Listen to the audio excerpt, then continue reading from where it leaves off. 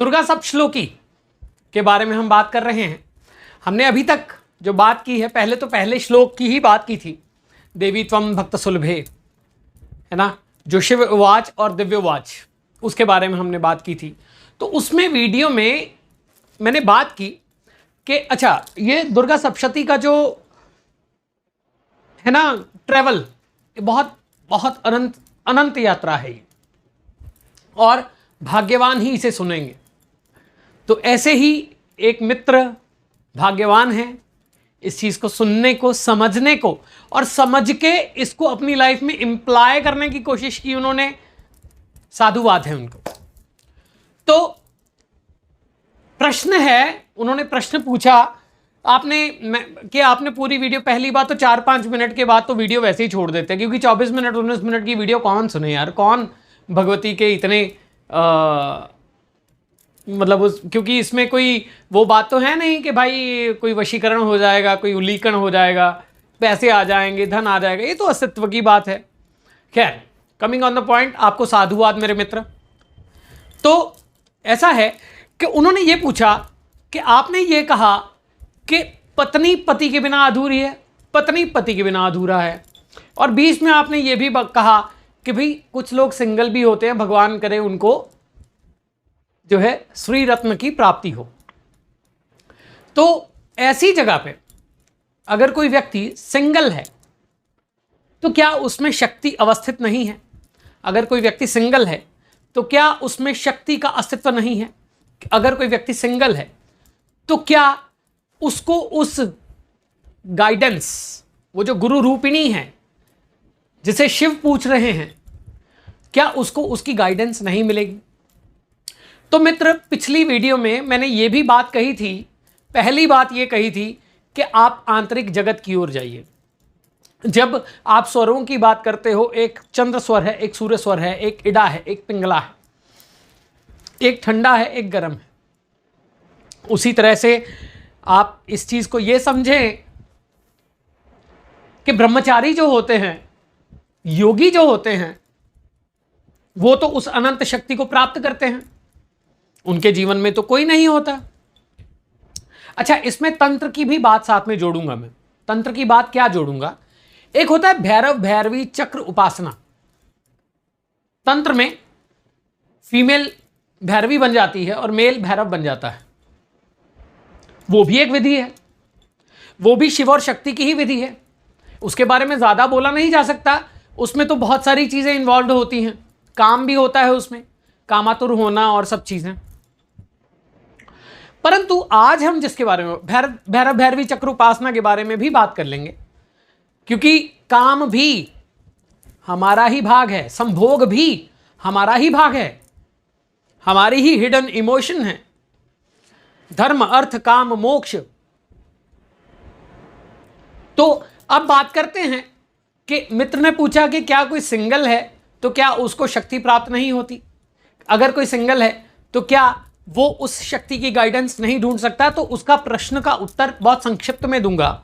सबसे पहली चीज ये है कि योगी हैं, ब्रह्मचारी हैं, वो उस शक्ति, अनंत शक्ति के साथ जुड़ते हैं। वो कैसे प्राप्त करते हैं? एक है आप बाह्य जीवन को देखें, एक है आप आंतरिक जीवन को देखें। यथा पिंडे तथा ब्रह्मांडे, आप ही के अंदर सूर्य है, आप ही के अंदर चंद्र है।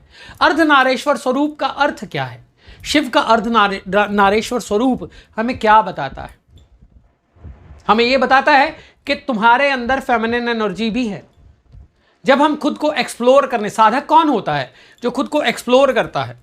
और बहुत सारे साधक हैं जो अकेले जीवन जीते हैं, वैयक्तिक जीते हैं, वो बिल्कुल एकात्म में जीते हैं। तो जब अनुलोम विलोम प्राणायाम की बात होती है, अच्छा, लेफ्ट ब्रेन राइट ब्रेन की मैंने बात की थी। मैंने पति पत्नी का अर्थ केवल वो ही नहीं है जो हम सोच रहे हैं कि जिसकी शादी हो गई, वो नहीं। पति पत्नी का अर्थ सूर्य और चंद्र, चंद्र और सूर्य, ह ठ सो हम। शिव सूर्योदय कहता है अंदर जाती हुई सांस स की आवाज करती है। आप करके देखें, स, और बाहर जाती हुई आवाज ह। यहीं से सोहम बनता है और सोहम ही उस सृष्टि के साथ जुड़ने का जो है तरीका है। अब इसमें मैं आपको यह बोलना चाहूंगा कि आप अपनी आंतरिक खोज में लगिए। यदि आपके जीवन में कोई शक्ति नहीं है तो इसका अर्थ नहीं है कि आप में शक्ति नहीं है। Masculine energy and feminine energy are both equivalent and they work together in your body. जब आप अनुलोम विलोम करके देखें, ठंडा लिया, गरम छोड़ दिया, गरम लिया, ठंडा छोड़ दिया, और ये एक राउंड पूरा होता है। ये शिव और शक्ति का मिलन है। बहुत सारे योगी जब शक्ति प्राप्ति की ओर जाते हैं तो अनुलोम विलोम प्राणायाम या नाड़ी शोधन प्राणायाम या फिर रेचक पूरक कुंभक। अब रेचक पूरक कुंभक की भी बहुत अच्छी स्टोरी है। वो है उस तत्व को प्राप्त करना, उस एनर्जी को आपके अंदर प्राप्त करना। कैसे?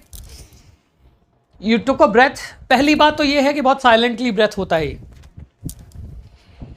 You took a breath, hold it, release. You take a breath, hold it, release.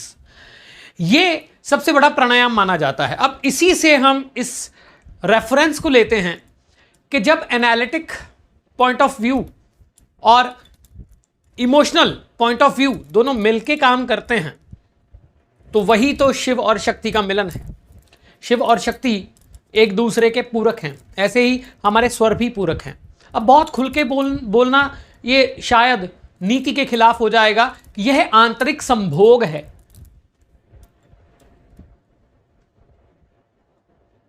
वो शक्ति आप में विराजमान है, वो शिव आप में विराजमान है, वो नारायण आप में विराजमान है, वो ब्रह्मा आप में विराजमान है, वो सरस्वती, वो लक्ष्मी आप में विराजमान है। केवल हमें प्राप्त क्या करना है? हमें अपने अंदर देखना है, हमें अपने अंदर उसको प्राप्त करना है। यथा पिंडे तथा ब्रह्मांडे। अगर मेरे जीवन में कोई फीमेल नहीं आ रही है तो कहीं ना कहीं उसका कारण यह भी है कि मेरे अंदर की मैस्कुलिन एनर्जी या तो कमजोर है या बहुत ज्यादा है, बैलेंस नहीं है। मेरे अंदर की फेमाइनिन एनर्जी बैलेंस नहीं है। हम कहते हैं मर्द को दर्द नहीं होता। क्यों नहीं होता? होता है। हम कहते हैं मर्द तो रोते नहीं। क्यों नहीं रोते? रोते हैं अकेले। हम कहते हैं मेल्स आर मैस्कुलिन्स, तो जो होते हैं they are the alpha males. And what about the alpha females? वही तो शक्ति है ना। और वो दोनों विराजमान है आपके अंदर। आप जब अपने स्वरों को साधते हो, जब आप अपने इमोशंस को साधते हो, जब आप उस साधना में लगते हो, जरूरी नहीं है कि आपकी पत्नी आपकी शक्ति है। अगर आप ब्रह्मचारी हो या किन्हीं कारणों से you have not got married, तो दैट डज नॉट मीन कि वो आप उस सुषुम्ना में उसका मिलन नहीं करवा सकते। कहते हैं जब पति पत्नी एक दूसरे के साथ में फिजिकल होते हैं, बहुत खुल के बोलूंगा इस पे, तो एक स्पॉट आ जाता है जहां पे वो सब भूल जाते हैं और एक स्वयं में अवस्थित हो जाते हैं। वो ध्यान बन जाता है। ऐसे ही जब आप प्राणायाम करते हो, जब आप आंतरिक शोधन करते हो, जब आप अपनी एनर्जी को शोधित करते हो, जब आप सूर्य और चंद्र को साधते हो, जब आप इडा और पिंगला को साधते हो, जब आप अपने एनालिटिकल पॉइंट ऑफ व्यू और कैलकुलेटिव पॉइंट ऑफ व्यू और इमोशनल पॉइंट ऑफ व्यू इसको साधते हो, जब आप अपने श्वास के साथ अंदर जाते हो और श्वास के साथ बाहर आते हो, तो आप उस शिव शक्ति का मिलन ही करवा रहे हो। अर्धनारीश्वर का अर्थ है कि आपके अंदर वो फेमिनिन एनर्जी भी है।